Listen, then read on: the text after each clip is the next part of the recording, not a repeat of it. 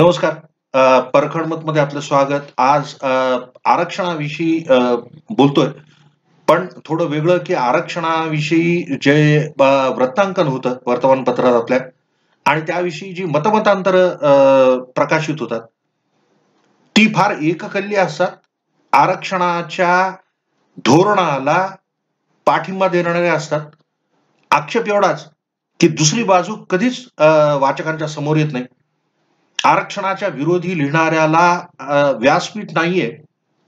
कारण आरक्षणाचं धोरण हे आहे, जसं काही हे म्हणजे आरक्षण हा एकमेव उद्धाराचा मार्ग आहे. असं जे चाललेलं आहे किंवा असं जे एक्सेप्टेड विस्डम आहे, हा जो सारासार विवेक हा, की आरक्षण हेच एकमेव या तथाकथित दलित वंचितांच्या उद्धाराचं साधन आहे. हे जे आपल्या मनावर बिंबवण्यात आलेलं आहे, याला पुष्टी मिळावी यासाठीच वर्तमानपत्र, यासाठीच इतर वृत्तमाध्यमं आणि यासाठीच आजकाल दूरदर्शनचे न्यूज चॅनल्स सगळे दूरदर्शन चुकून बोललो. दूरचित्रवाणीवर जे चर्चासत्र वगैरे जे असतात ते आरक्षणाची भलावण करणारे, आरक्षणाच्या विरुद्ध एखादा जर निर्णय आला, म्हणजे आरक्षणाच्या एखाद्या धोरणाला सर्वोच्च न्यायालयाने किंवा उच्च न्यायालयाने ते चूक आहे असं जर ठरवलं, तर त्याच्याविषयी टीकेची झोड. आणि जर एखादं आरक्षण नवीन लागू करायचं झालं किंवा एखाद्या आरक्षणाला अजून काही बळ देण्याचं झालं किंवा इतर सवलती आरक्षित वर्गाला देण्याचं झालं, तर त्याचा इतका गवगवा एक आठवतं, की 2014 मध्ये जेव्हा अध्यादेशाद्वारे मराठा आणि मुस्लिम आरक्षण देऊन एका झटक्यात 21% खुल्या प्रवर्गातून जागा काढून त्या आरक्षित वर्गाला देण्यात आल्या होत्या. तेव्हा एक लेखाचा मथळा आला होता, मराठा आरक्षणाची अपुरी खेळी. आणि हे तेव्हापासून चालत आलेलं आहे. आरक्षणाविषयीची चर्चा जास्ती सुरू झाली महाराष्ट्रामध्ये तरी, जेव्हापासून हे मराठा आरक्षणाचं विषय निघाला. आणि आज गेल्या 2 वर्षांपासून 3 वर्षांपासून समजा मराठा क्रांती मोर्चा जे मोर्चे निघाले, प्रचंड भव्य मोर्चे होते. आणि असं होतं, की तेव्हा नेतृत्व कुठलंच नव्हतं किंवा उघड कोण नेतृत्व करतंय त्याचं हे दिसत नव्हतं. आज अशी एक ओरड आहे, की मराठा आरक्षणाला खूप प्रखर विरोध आहे. तो विरोध आहे, वादच नाही. कारण की मराठा आरक्षण हे एक व्यवस्थेमध्ये काय-काय चूक आहे त्याचं एक प्रतीक आहे मराठा आरक्षण. तर विषय असा नाही, की मराठा आरक्षण आहे म्हणून विरोध. विरोध हा म्हणून, की ते 50% पेक्षा जास्ती आहे. दुसरं असं, की घटनाकारांना किंवा त्याच्यानंतर कायदे करणाऱ्या लोकांना कोणालाही त्या लोकसंख्येच्या प्रमाणात आरक्षण असावं असं कधी नव्हतं. म्हणजे असं अपेक्षितच नव्हतं. म्हणजे आरक्षणाच्या ज्या कल्पना सुरुवातीपासून आलेल्या आहेत, they were of adequate representation, not a proportionate representation. म्हणजे पर्याप्त प्रतिनिधित्व पाहिजे. समानुपाती आरक्षण ही दुष्ट संकल्पना मराठा आरक्षणाच्या वेळी अशी आली, की सरळ क्लेम केला गेला, की मराठा लोकसंख्या 32% आहे. ती किती टक्के आहे हा गौण विषय. पण मराठा 32% आहेत महाराष्ट्रातल्या आणि महाराष्ट्रातल्या लोकसंख्येच्या 32% मराठा समूहाला 16% आरक्षण मिळावं हे जे पालुपद लावलं होतं ते तर्कदुष्ट होतं. आणि म्हणून इतर अनेक कारणांसोबत मराठा आरक्षणाला प्रखर विरोध झाला. आता आणखी एक बाब समजण्यासारखी अशी आहे, की मराठा आरक्षणाला झालेला विरोध या वेळेला हे जे समाज माध्यम वगैरे आहेत, आजकाल at your fingertips you can go to any place on the earth. आणि समाज माध्यमांवर जो तो स्वतंत्र आहे, की आपले काय विचार मांडायचे ते मांडायला. त्याच्यामुळे विचारांचा प्रसार फार झपाट्याने होतो. प्रचार फार झपाट्याने होतो कुठल्या विषयाचा.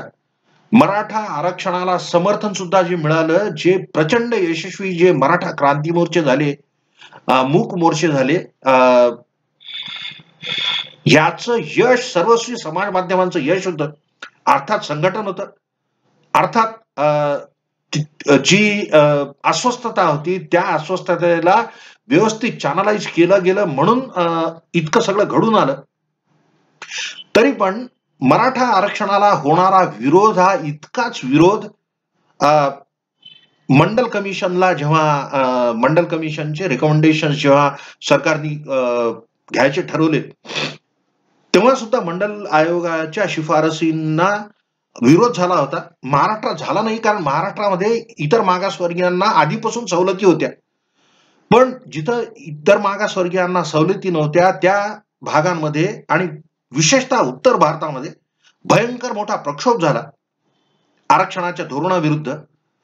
जे 27% ओबीसींना द्यायचं होतं ते देण्यात येऊ नये याच्यासाठी कोर्ट कज्जे झाले. यातून उद्भवलेली केस म्हणजे इंदिरा सहानी विरुद्ध भारत सरकार, त्या केसमध्ये लँडमार्क रुलिंग आली सरकारचं.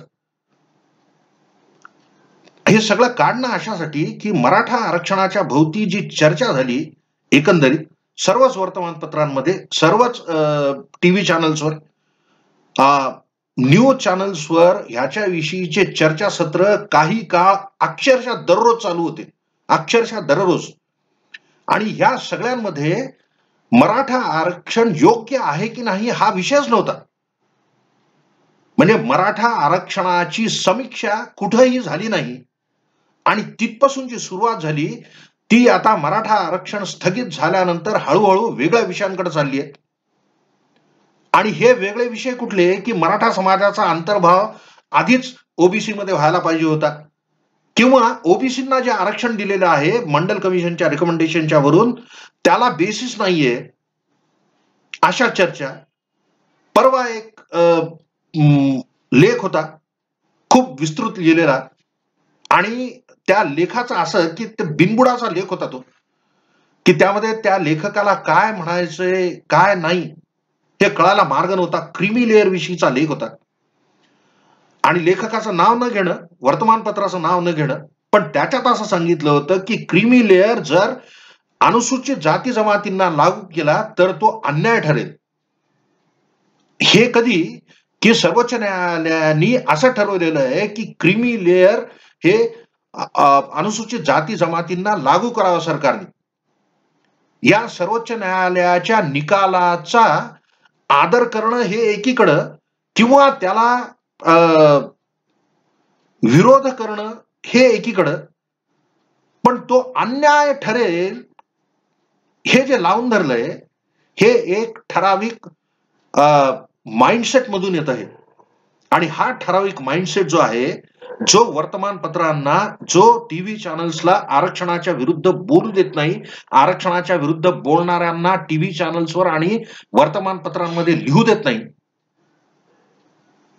तो जो माइंडसेट आहे, ती जी मनोभूमिका आहे, या मनोभूमिकेचा समाचार घ्यायचा म्हणून हा व्हिडिओ, की आरक्षणाची भलावण करायची, आरक्षणाच्या प्रत्येक पैलूचं कौतुक करायचं. आरक्षण हेच एकमेव साधन आहे दलित वंचितांच्या उद्धाराचं. तथाकथित मागासवर्गीय जे आहेत त्या मागासवर्गीयांना म्हणजे मेनस्ट्रीम मध्ये आणण्यासाठी, समाजाच्या मुख्य प्रवाहात आणण्यासाठी आरक्षण हे कदाचित 70 वर्षांपूर्वी पुरेसं, पर्याप्त आणि आवश्यक एक साधन असेल. आज ते आहे का? आज याची समीक्षा झाली पाहिजे. आरक्षणाचं धोरण जर यशस्वी झालं तर 70 वर्षांमध्ये दलित वंचित मागासवर्गीयांमध्ये काय त्यांच्या अवस्थेत फरक पडलेला आहे याचे कुठेतरी अभ्यास झाला पाहिजे. याचा अभ्यास होताना दिसत नाही. इंदिरा सहानीमध्ये सर्वोच्च न्यायालयाने ज्या काही गाईडलाईन्स दिल्या होत्या त्या कुठेही सरकारने त्यांचं अनुपालन केलेलं नाही. आरक्षणाचं धोरण दर 10 वर्षांनी समीक्षा व्हावं, किंवा जे संविधानामध्ये नमूद आहे की वेळोवेळी आरक्षणाचे लाभ आणि आरक्षणामुळे होणारी हानी यांचं परस्पर मूल्यांकन व्हावं, आरक्षणाचं धोरण पुढे राबवायचंय न राबवायचंय याच्याविषयी चर्चा व्हावी असं संविधानात अभिप्रेत आहे. संविधानामध्ये जी स्पष्ट तरतूद आरक्षणाची केलेली आहे ती राखीव मतदारसंघासाठीची आहे.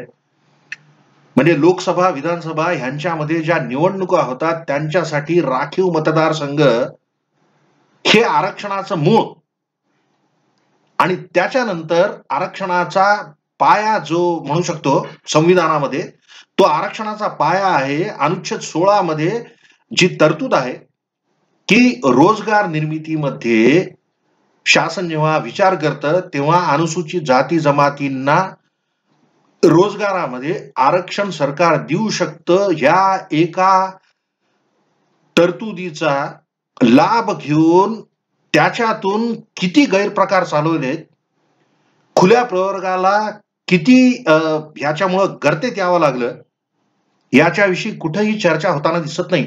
खुल्या प्रवर्गाविषयी कोणीही बोलत नाही. खुल्या प्रवर्गाचा प्रतिनिधी कुठल्याही चर्चासत्रामध्ये उपस्थित नसतो. जर तो खुल्या प्रवर्गाचा म्हणून आला तर तो मग त्याला आयडेंटिफाय करायचं की हा फला ब्राह्मण आहे किंवा हा ओबीसीचा आहे. म्हणजे व्यापक खुल्या वर्गाचा खुल्या प्रवर्गाचा प्रतिनिधी म्हणून कोणीही बोलायला तयार नाही असं जे चित्र समोर येतं हे भ्रामक आहे.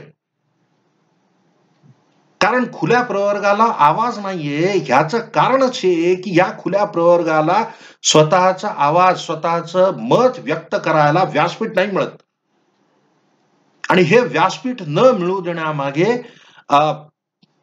सगळ्यांची मिलीभगत आहे.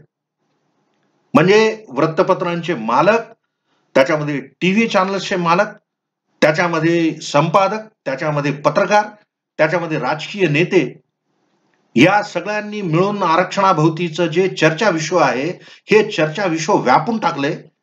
आरक्षणाची भलावण करणाऱ्या लेखांनी, आरक्षणाचे गुणगान करणाऱ्या लेखकांनी असं की आरक्षणाच्या विरुद्ध कोणी ब्र काढायला धजत नाही आणि जो बोलतो त्याच्याकडे दुर्लक्ष करतात सोयीस्कर. तर हे कशासाठी चाललंय हे सगळं की खुल्या प्रवर्गाचा संधी संकोच दिवसेंदिवस वाढत गेला. मराठा आरक्षणाला इतका प्रखर विरोध झाला ह्याच्यासाठी की ते 50% मर्यादेच्या वर होतं. आता मराठा तरुण असं म्हणतात की जो रास्तय, जो प्रश्न रास्तय याच्या आधी जे आरक्षण दिलं त्याच्याविषयी कोणी का बोलत नाही. तर असं सांगणं की मंडल आयोगाच्या शिफारसींचं जी अंमलबजावणी झाली ती सन 1992-93च्या आसपास झाली. या गोष्टीला आता 30 वर्ष उलटून गेले. 30 वर्षांखालची भारताची परिस्थिती फार वेगळी होती. आज भारताची परिस्थिती फार वेगळी आहे. लिबरलायझेशन झालेलं आहे, ग्लोबलायझेशन झालेलं आहे. प्रत्येकाच्या हातात मोबाईल फोन आहे, जो तो व्हॉट्सअपवर आहे. समाजात एक क्रांती झाली. जी क्रांती इन्फॉर्मेशन रिव्होल्युशन किंवा जे माहिती तंत्रज्ञान जे प्रगत झालं, या माहिती तंत्रज्ञानाच्या प्रगत होण्यामुळं सर्वसामान्य भारतीय माणसाची आर्थिक स्थिती काय हा मुद्दा मला नाही मांडायचा, पण सर्वसाधारण भारतीय माणसाचं जीवनमान उंचावलेलं आहे. सर्वसाधारण माणसाच्या आशा अपेक्षा ह्या 30 वर्षांखालच्या सर्वसामान्य माणसाच्या आशा अपेक्षांपेक्षा फार वेगळ्या आहेत. स्थलांतर फार सोपं झालंय. स्थलांतर काही ठिकाणी स्थलांतर ही मजबुरी आहे. गावकुसं ओस पडली आहेत. शहरीकरण खूप वाढलंय. संदर्भ बदलतेत आणि या बदलत्या संदर्भामध्ये आरक्षणाविषयी चर्चा का होऊ नये, आरक्षणाच्या धोरणाची समीक्षा का होऊ नये हा एक फार कळीचा मुद्दा आहे. सांगणं असं की एक आरक्षणाच्या विरुद्ध काही निर्णय, यावर्षी आरक्षणाच्या विरुद्ध बरेचसे निर्णय आले.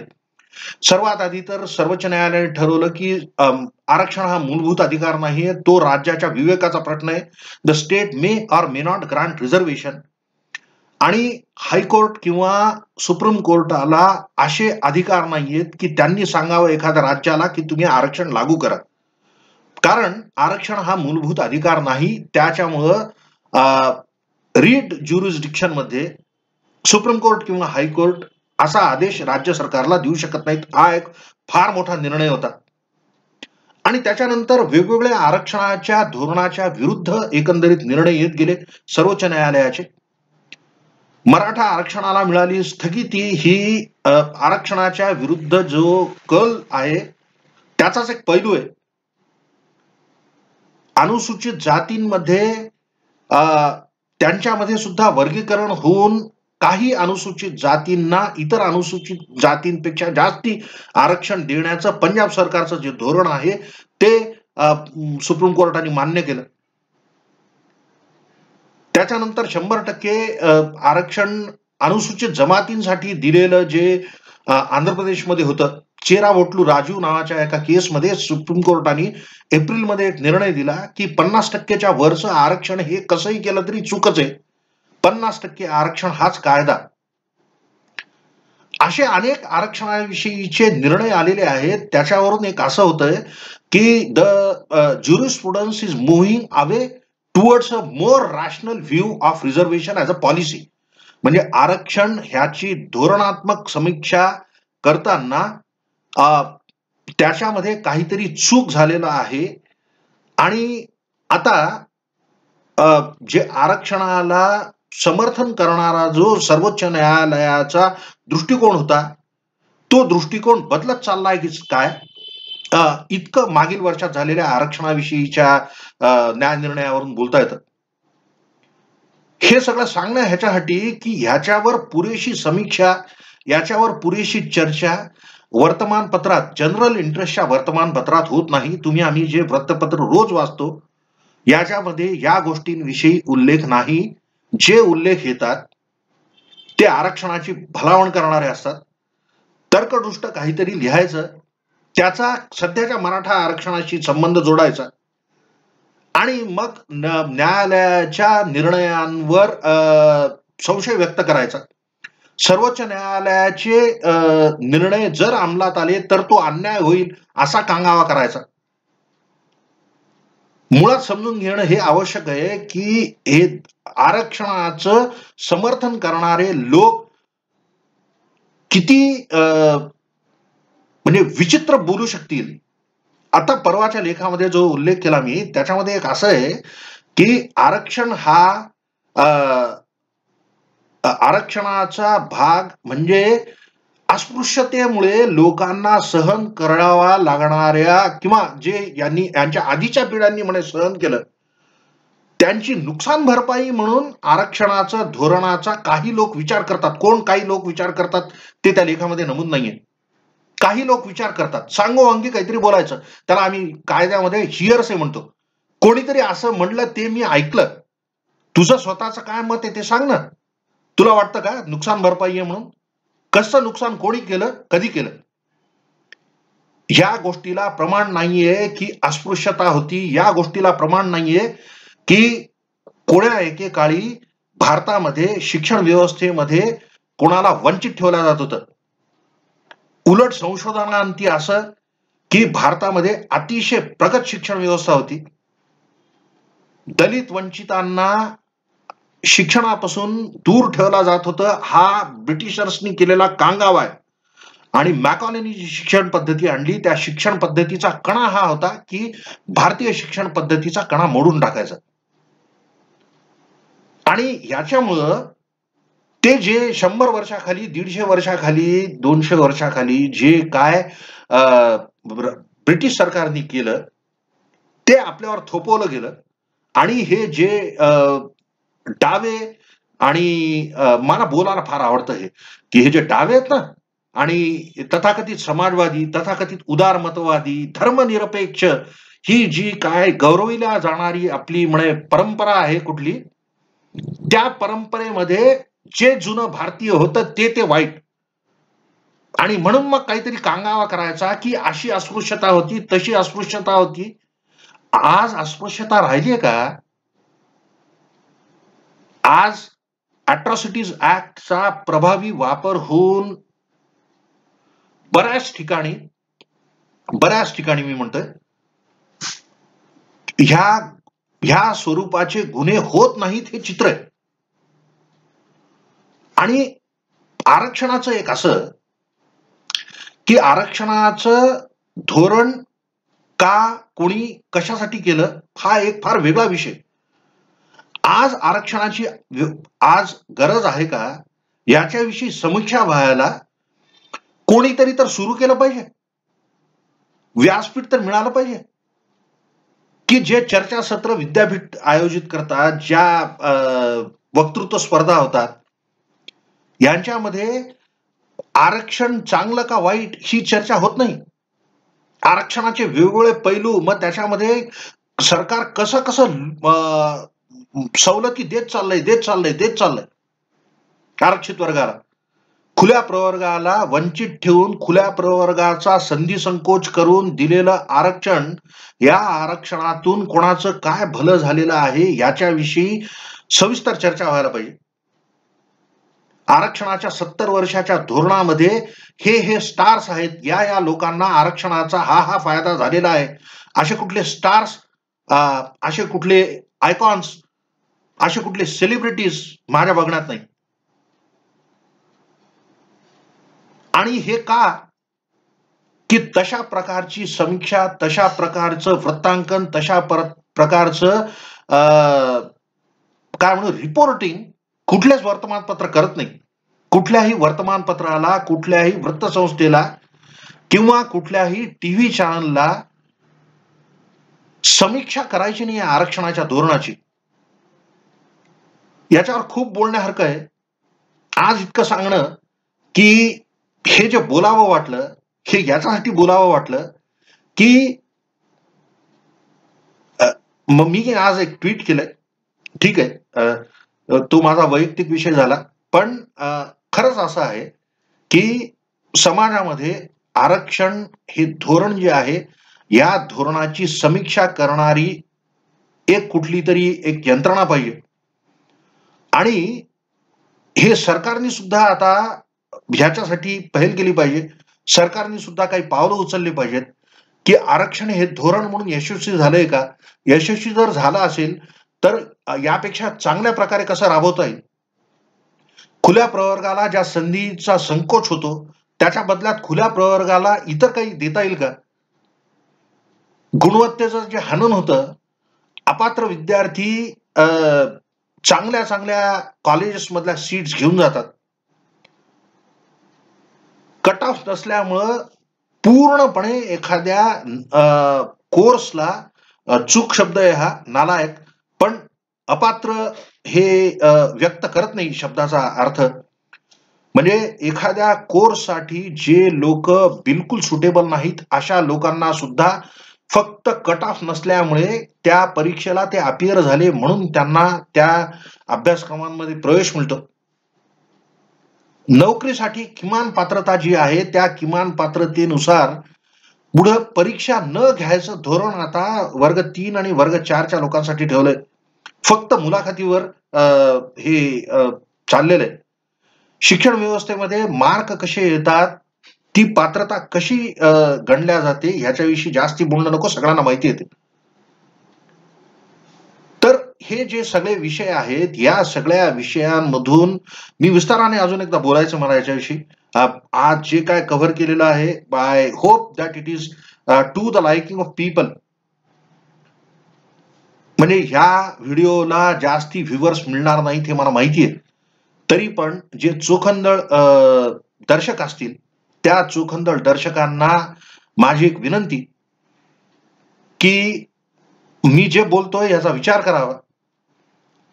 अजून एक माझा व्हिडिओ आहे ज्यात मी सांगतोय की जातनिहाय किंवा वर्गनिहाय आरक्षण नसून न देता व्यक्तिनिहाय आरक्षण फक्त आर्थिक निकषांवर द्यावं. तो व्हिडिओ आणि हा व्हिडिओ मी केलेल्या व्हिडिओमध्ये सर्वात जास्त समाधानकारक मला हे की ही गोष्ट मला बोलायची होती, ही गोष्ट मी बोललो, पूर्ण बोलणं झालेलं नाही, हा भाग एक समजावा. मी याच्याविषयी बोलेन कधी. हा व्हिडिओ मी असाच्या असा माझ्या चॅनलवर टाकतोय. फक्त तळमळ ही लक्षात घ्यावी की कुण्या एकाचा विरोध नाही, कुण्या एका आरक्षणाचा विरोध नाही. जातीनिहाय आरक्षण ही पद्धतच मुळात चूक आहे. आणि जे सगळं चर्चा चाललेली आहे, या चर्चेमध्ये या गंभीर विषयाकडे कोणाचं लक्ष जात नाही किंवा कोणाचं लक्ष माध्यमं जाऊ देत नाहीत. आणि ते फार घातक आहे, की इतका महत्वाचा विषय आपण झालं 21सावं शतक 20 वर्ष सरलेत 21साव्या शतकातले. प्रगतीपथावर आहे भारत. ठीक आहे, म्हणजे पंतप्रधानांच्या अपेक्षेतला भारत होईल, न होईल, राजकारणी कोण आहेत, मुख्यमंत्री कोण आहेत, तो भाग वेगळा. समाज म्हणून आपल्याला जर प्रगती करायची आहे, तर आरक्षणाच्या धोरणाविषयी समीक्षा करणं आवश्यक आहे. जाता आता एकच सांगणं, की या व्हिडिओवर कमेंट्स द्याव्यात, या व्हिडिओवर चर्चा व्हावी अशी माझी इच्छा आहे. वर्तमानपत्रांमध्ये लिखाण होत नाही, चर्चा होण्याचं हे एकच माध्यम आहे. मला माझ्या भूमिका मांडण्याचं हे एकच माध्यम आहे. यातून भूमिका मांडतो. कृपया कमेंट्समध्ये आपले मतांतर द्यावेत. धन्यवाद. मी ॲडव्होकेट श्रीरंग चौधरी, परखड मतसाठी.